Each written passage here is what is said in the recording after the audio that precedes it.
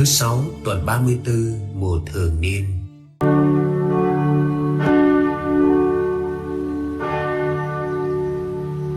Dụ ngôn cây vả. Luca chương 21 từ câu 29 đến câu 33. Đức Giêsu kể cho các môn đệ nghe một dụ ngôn. Anh em hãy xem cây vả cũng như tất cả những cây khác.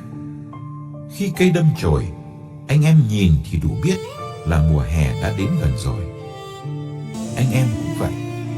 Khi thấy những điều đó xảy ra thì hãy biết là triều đại Thiên Chúa đã đến gần. Thầy bảo thật anh em, thế hệ này sẽ chẳng qua đi trước khi mọi điều ấy xảy ra. Trời đất sẽ qua đi, nhưng những lời Thầy nói sẽ chẳng qua đâu.